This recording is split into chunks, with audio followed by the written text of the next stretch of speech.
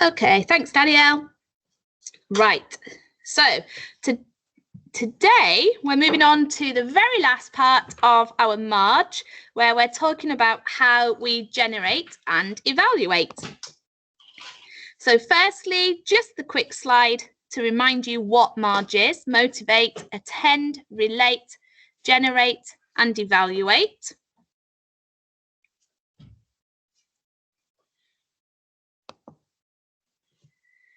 The first week when we were looking at Marge, we talked about how we should motivate and various things that we can do to encourage the children to begin at the very beginning through the big questions, stimulating curiosity, and through making sure that we tell everything in a storytelling manner.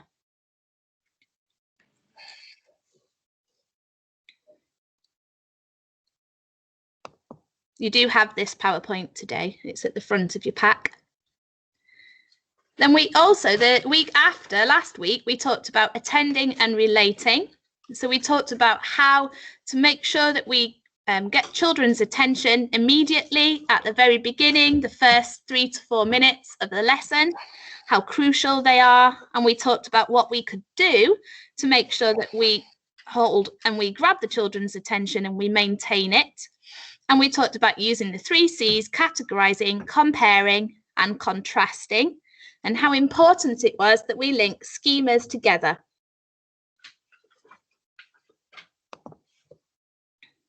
We then touched on how we can relate, how important it is to chunk up the information, how important it is to group the information into related sets of ideas, and what we could do to support that in class.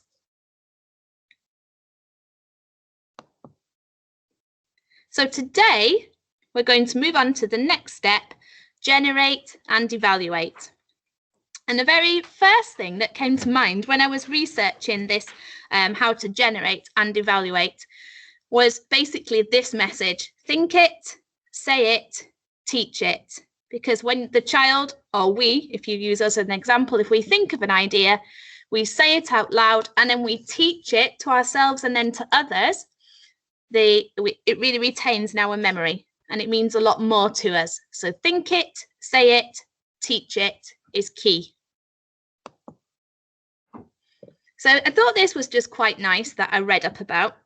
How many times have you met somebody and you've met them, you've talked to them, they walk away and you just cannot remember what on earth their name is called? Well, apparently, if you say the name out loud, if you think it and then you say it, it's 30 to 50% more likely that you're going to remember that person's name. So just so simple, just think it, say it, already boosts the memory up to 30 to 50% more than if you just kept it internally. And so this leads us on to the quick summary of Generate, which we could find in the walkthrough books. I'll just let you read this. Talks again about the 3 C's.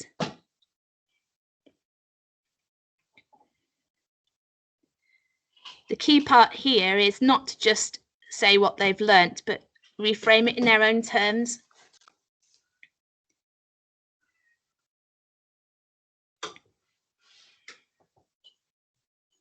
And when we talked about metacognition, we touched on this, about how important it is that the children elaborate, that they tell each other what they've learned, that they test each other, they look through their material. We use the space practice areas wisely. We plan in our space practice and our retrieval when we're going to do our quizzes. And they basically articulate and elaborate in their own words.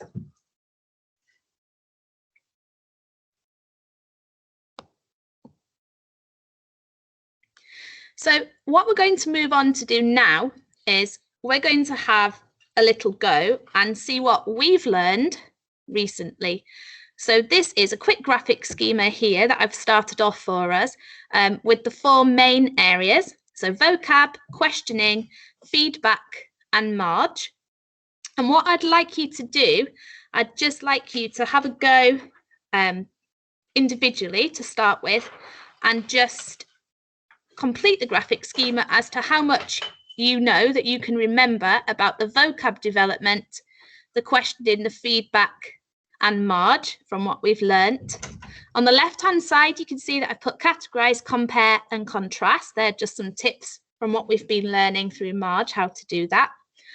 The first thing I want you to do is to have a go without looking at anything to remind you.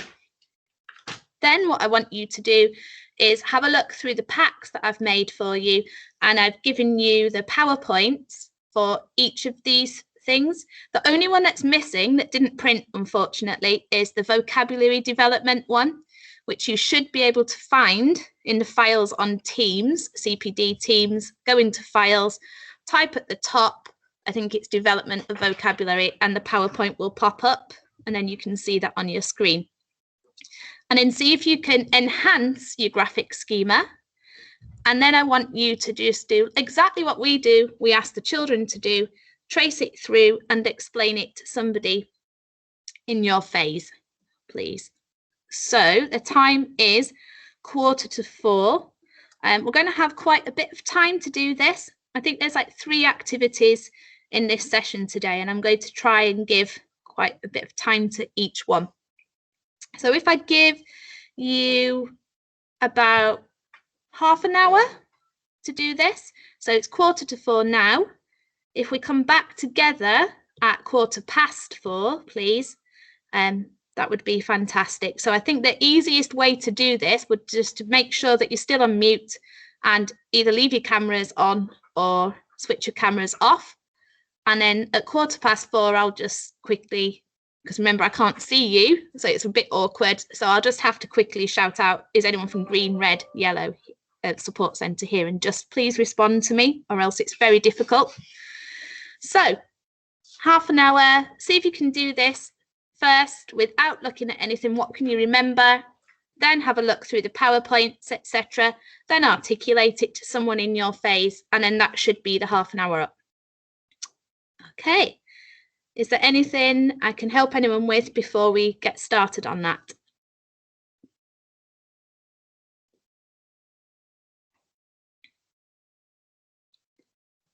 No, well, I'll mute myself. Just give me a shout, unmute and shout if you need anything. Okay, off we go.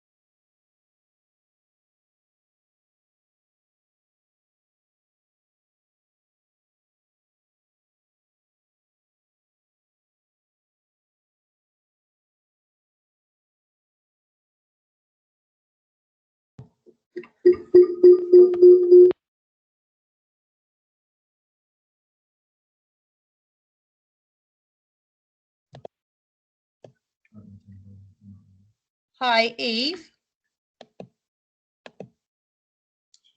Yeah. Where would we find the information about the vocabulary development in the files? Yeah, so in the files at the top, Yeah. in the search thing, you should just put, I think it's called deliberate vocabulary. Okay. I think that's what we called it. I will have a look. Thank you. That is in the Teams files, isn't it? Yes. No, I can't find anything. We're on the files. That's right. So I know it's definitely there.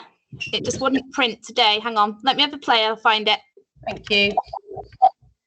Oh, you messages. I just thought that. On the left hand side, right. No. Oh, where it says that, yeah. Oh, let me just mute on myself on here.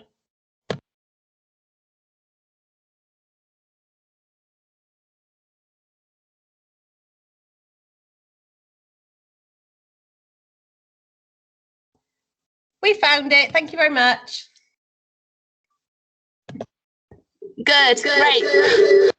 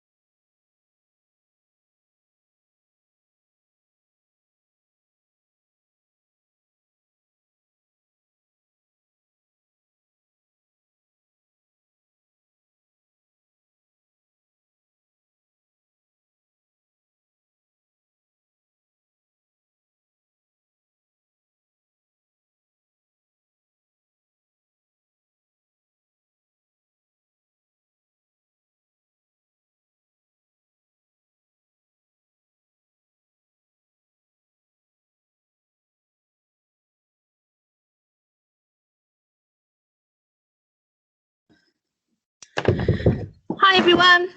So I make it 1:15. So if you could switch your cameras back on for me now, please, because I should be able to see you on my big screen so I can see who's here.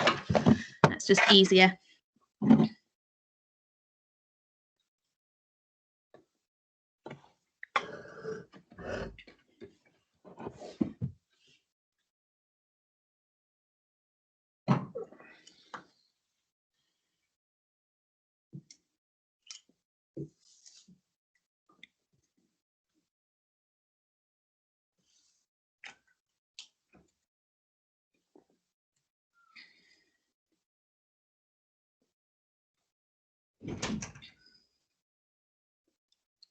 So I still can't see any cameras. Have you got them switched on or not? I can't see.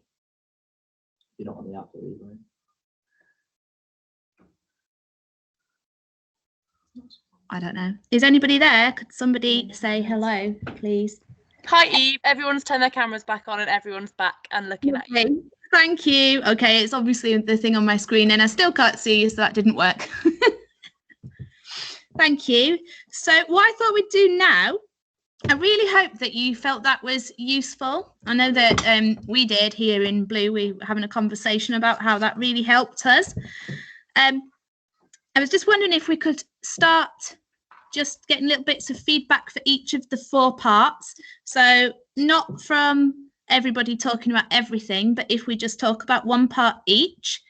So Yellow, I know that you're not doing your presentation about vocab development, but the rest of the phases are doing them on the others. So could we start with you? What did you get on your graphic schema about vocab development, please?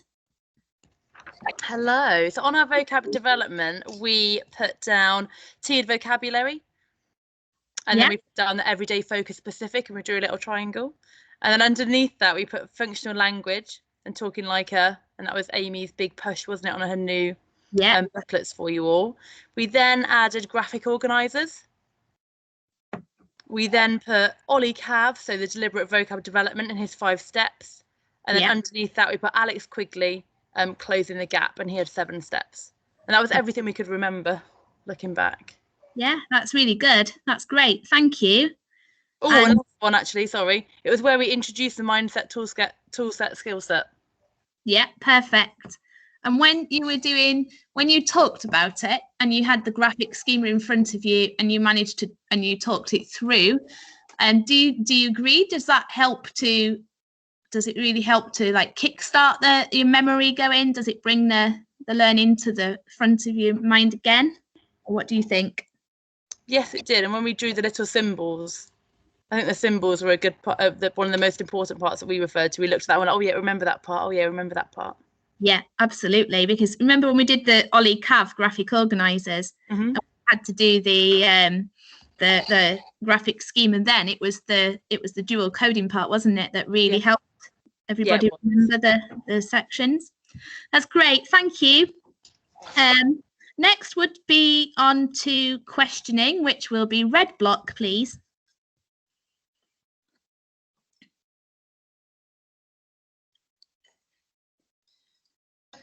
Hiya, sorry. Hi. I sat away from the things, I couldn't unmute it. So the things we remembered, we wrote down the probing and processing questions. So the probing questions linked to the 5 R's. And the processing, we wrote down like the how and the why. And then we spoke about when we trialed the cold calling. Oh, we still are, cold calling, show me boards, and the think, pair, share. We didn't get a whole lot more written down on the actual sheet, but we sort of just discussed that one, didn't we? Yeah, but it's which is good. Yeah. Lovely, thank you. Then we'll move on to green, which is feedback, please. There we go.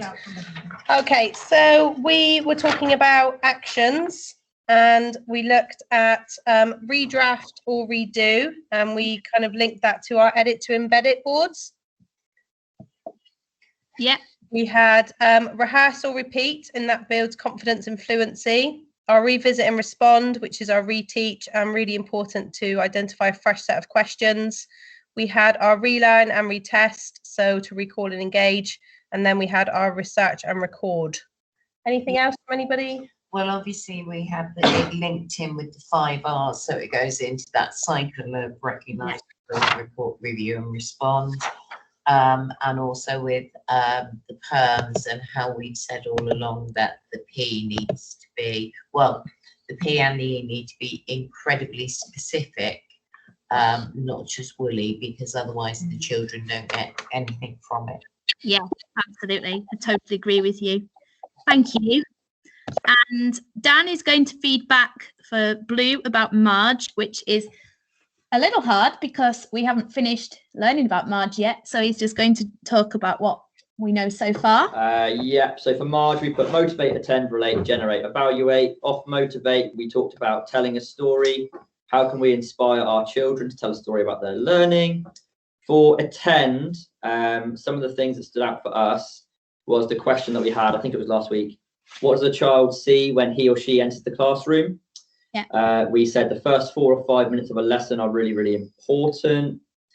How do we give the children the opportunity to attend to their learning effectively? We talked about knowledge organisers and graphic schemas.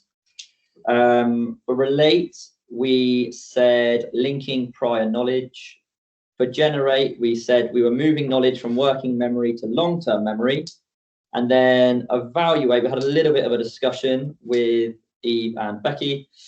And we said we're checking for understanding systematically. Justification of opinion was really useful for that. End of unit tests that we put in. I'm thinking about science there, and then retrieval tests, which we have in our driver subjects. Yep, perfect. Thank you. So I really hope that you thought that was helpful. I certainly found it helpful to use this graphic schema and then talk through it with the team. It was a very useful thing to do, I feel. Right, so the next part of Marge is moving on to evaluating. And this is talking about how do we measure what we have just generated. And again, just as Dan has basically just summarised there, it's about the testing, how often we do the testing, so how often we delay the testing, is it systematic, have we thought about the different ways of doing it, and it all links back to our 6 learning scientists, all about the different ways of retrieval and space practice, interleaving, elaboration, etc. So it's really using those things that we know, but systematically planning them in, giving them the correct amount of time for it. So that's evaluate. And just leave that for a second, just for you to read through.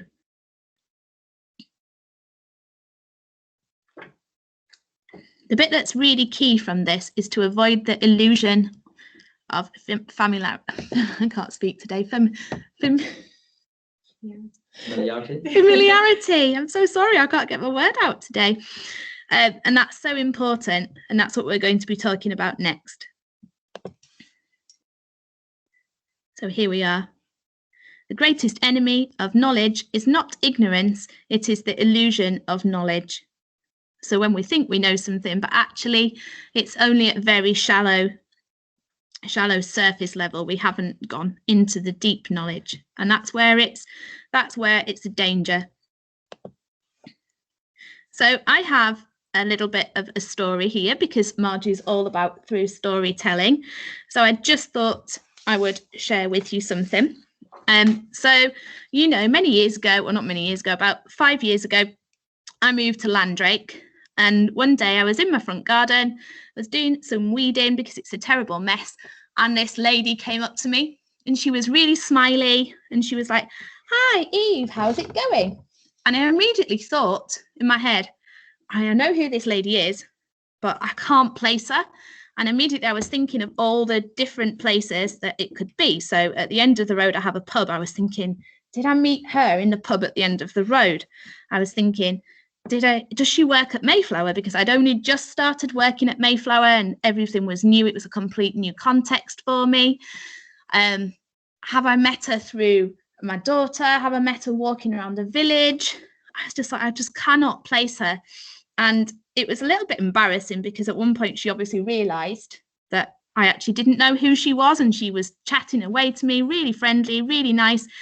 And it turns out on the last quadrant there, she's the head teacher of my son's school, and she likes to know everybody in the village. So she was just being very kind and walking past and just popping past to say hi and make sure that we'd settled in and that Charlie was okay and everything like that. But because she was so out of context for me, she didn't fit into my world at that time. She didn't fit into my picture. And so I knew her from somewhere, but my knowledge wasn't deep enough to be able to retrieve where on earth I'd met her from. And that is called a butcher on the bus scenario.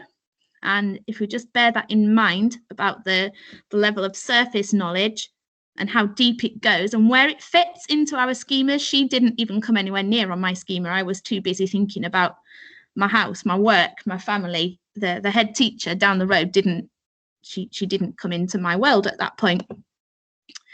So when we're introducing information to the children, the new information, we have to make sure that we give them the correct amount of time, as we know. So they're saying now, Shimamura is saying that you should give them at least 30 seconds before responding.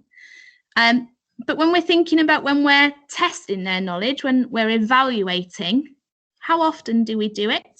So we just have to make sure that we've planned it into our sessions. So if I asked a question, how long am I going to give you to answer it? How long is it going to be till I come back and rephrase that question in a different way to a different child? You remember going back to the checking for information?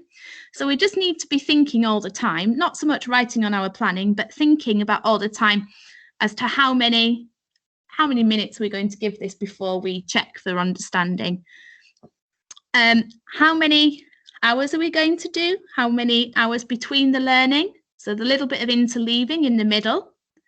Or how many days and weeks are we going to plan in to our learning before we have to come back and we have to revisit what we've learnt? So it's just so important that when we evaluate, we're thinking about how many minutes, how many days, how many hours, how many days, how many weeks are we going to systematically keep coming back and retrieving that learning through the space practice. So here's a little task for us to do. So these are some states in America and their capitals.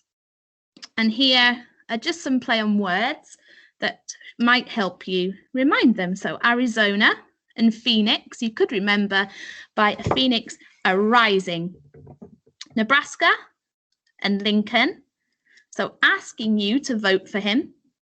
Connecticut and Hartford, a con man selling hearts on a Ford. Florida and Tallahassee, the tale of Florida on a tall hussy. Kentucky and Frankfort, a Kentucky Derby horse eating a Frankfurter. And Michigan Lansing, the two parts of Michigan being lanced together. So I'll just give you a moment, a couple of minutes, just to have a look at those. Jot them down if you need to, dual code them, whatever you want that will help you remember those.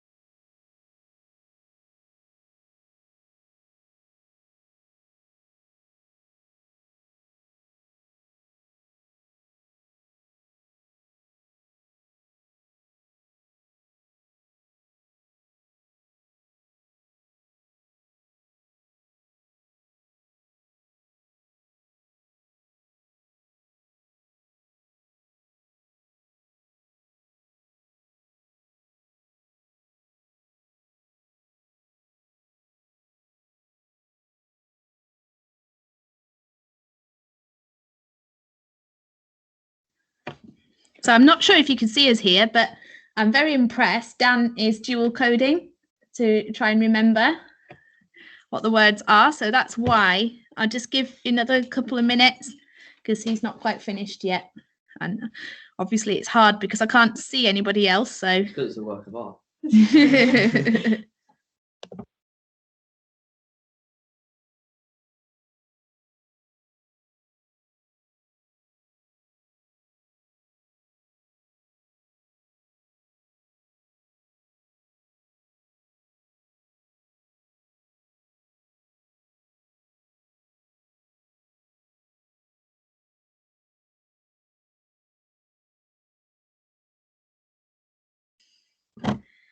Okay, let's move on to the next bit. So the next part here, I just want you to test yourself, or you can test within your teams, see if you can answer the capital of all these states, please. Right. I'm muted now.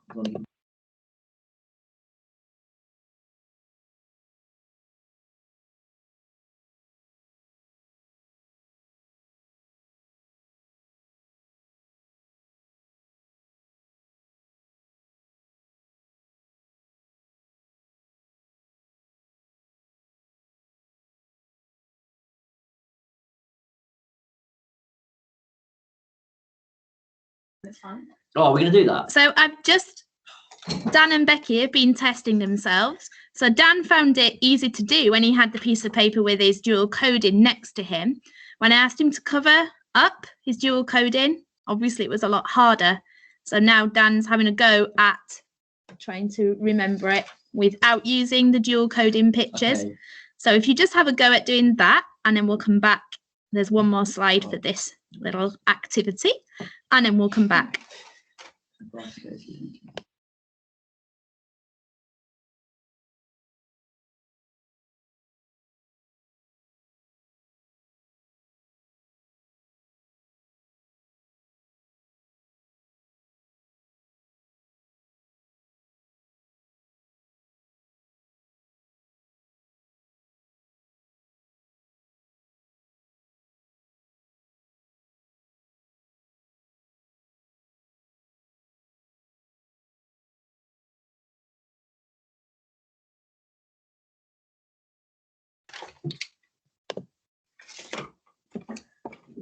Okay, and moving on to the next bit, would this have helped you? So what I've done is I've tried to make a multiple choice quiz for you.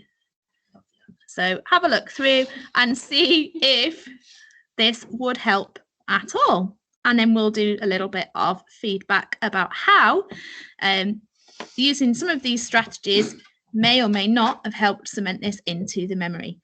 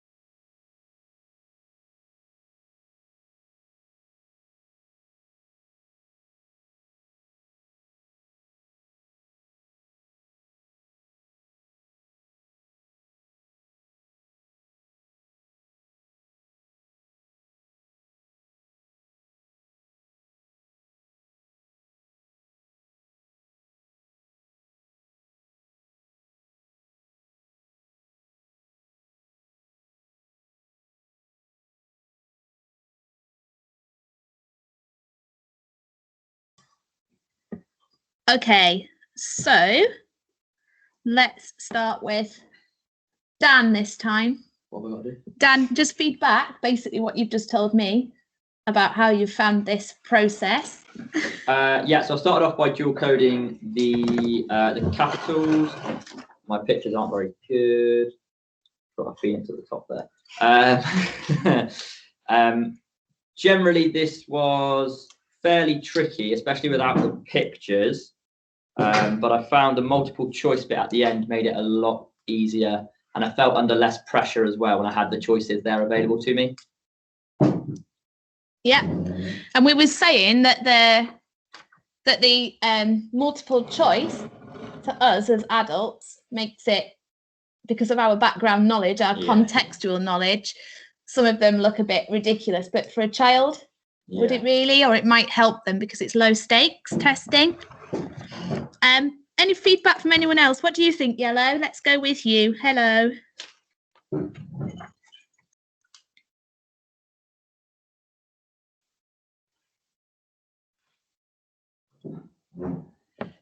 Kellyanne? Hello, Eve. Sorry. We found the multiple choice really helpful as well.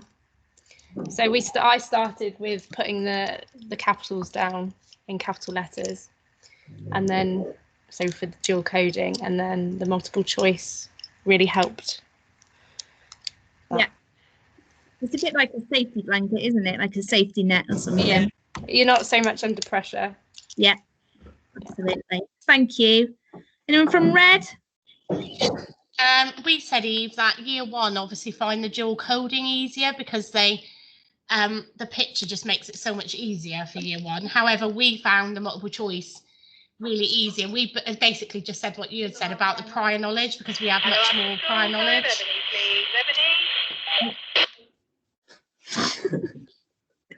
Yeah.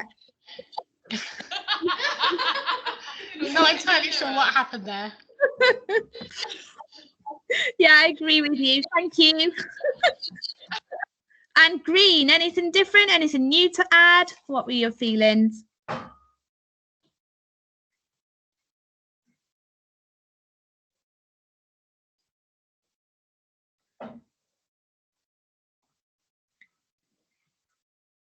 Anyone from Green? Can you hear me? Sorry, Eve, our unmute button disappeared, so we were like, anyway, we enjoyed all of them. We thought they were all useful, and actually, personally, I found that what one was it for you? Oh, I found that making up my own mnemonic was the way to go. As soon as I made up my own one, that was it, done. Yeah. Or yeah, exactly. Yeah. Yeah, because it's internalizing, isn't it? It's a little bit, it goes back to being very similar to using the graphic schema and elaborating. If you do that and then you can explain it, it makes it easier, doesn't it? Yeah, absolutely. Absolutely. Thank you. What about Danielle? I don't know if your microphone is working actually.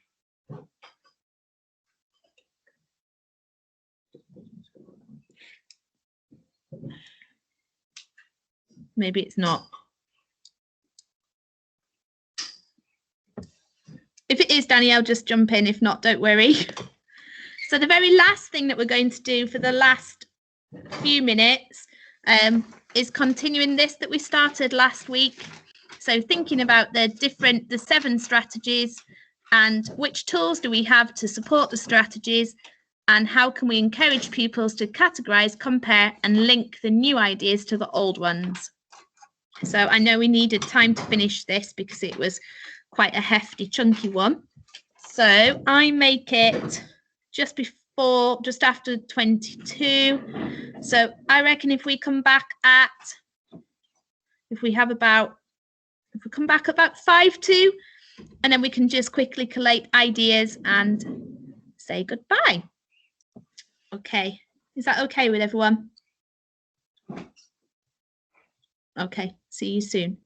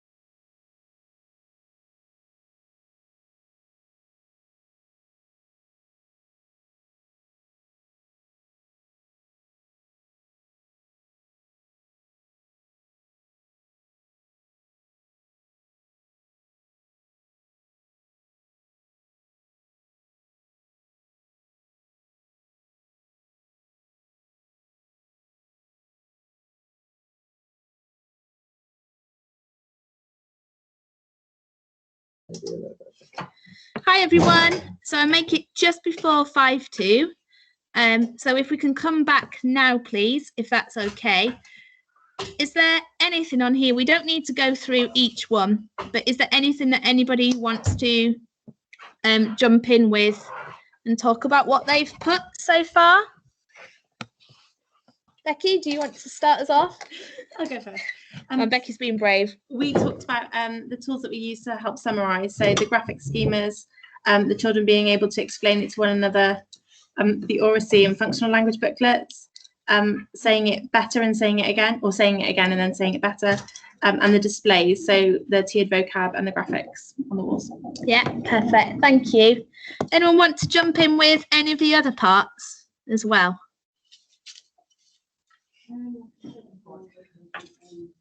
Doesn't really matter which ones you choose, to be honest, whichever ones you feel more comfortable elaborating on, please. Anyone from Red? Let's start with Red this time. So we talked about summarising. So we talked about the justification of opinion and the graphic schemas and the knowledge organisers to help the children summarise what they've learned. Yeah, lovely. Thank you. Anybody else want to join? What about yellow? Yep, yellow or green. We said that for mapping, we've got our child initiated, and then we're implementing it, and they're applying their new learning. Yeah, that'd be great. That's a really good example. Thank you. What about enacting? Did anybody think about enacting as well? Hello, Eve. It's Green Block. Hi, thank you. I can't see you, so thank you. Oh, that's okay. We got to our mute button quick enough today. We said that enacting, we think the functional language booklets and the talking like a subjectly whatever would help out and prompt you. And we also said the blogging stations are a really good tool for that as well. Yeah, absolutely. We mustn't forget the blogging stations. They're so powerful, aren't they? Yes. Good. Yeah, that's great. Thank you. That although you took teaching off, we did talk about teaching because children teaching each other rather than us teaching them was how we saw that, and that would also fit into enacting as well. It would. With hindsight, that fits beautifully with what we've just been talking about today, doesn't it? About how important it is to be able to elaborate and articulate and teach yourself, and then you teach others. So yeah, I think you're right, Helen. That would have been a good one to keep on. Be good. Thank you. So that comes to the end of that today. So basically, everything that we've talked about today really goes back to what Dave was talking about last week when he was talking about his novice to expert, and he was talking about the 3 stages of trivium.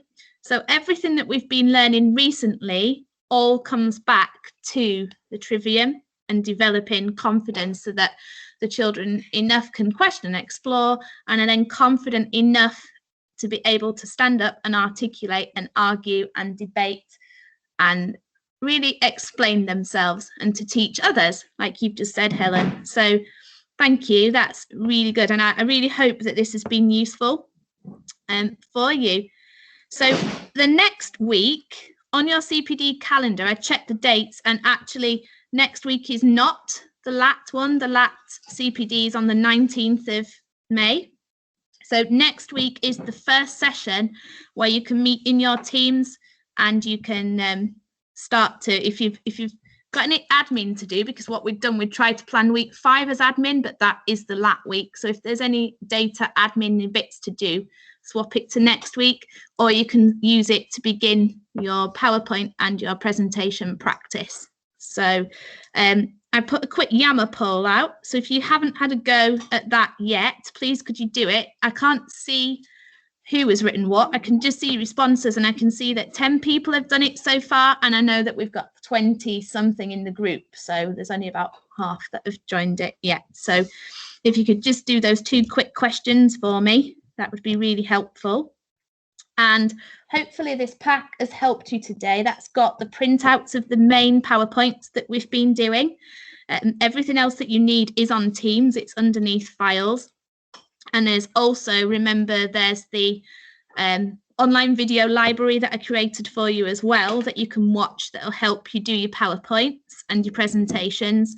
And don't forget, we've got the staff CPD library upstairs with books that have been added. I've got some from home. If anybody wants to borrow anything that link to one of these, just ask me, because I might have a book at home that you can read. And the books that I read are not big heavy ones, they're really simple ones but that I can understand easily, so don't worry, I'm not going to give you a massive book to look at. And we've also got the collection of journals upstairs in the staff room as well from in the past, so there might be something in there about questioning, feedback, motivation, etc. But if I can help in any other way, please just ask me. If you want to say anything. Well, yes, Eve. First of all, thank you very much. That was so great to get hands on with it, and yeah, it was a really good session. Thank you. Very motivated, Marge. Thank you. Okay. We also, can I just please ask that as you leave your block, can you just make sure all windows and doors are locked, because David is not here this week and I am locking up. So it would just help if you just had one door left. That'd be great. Yeah, that's it. So we finished 1 minute before time. Yay. Well done, Eve. Thank you. So have a lovely evening, everybody, and see you tomorrow. And if you've got any questions, just ask me whenever you see me. Thanks, Eve. Bye. Bye. Bye.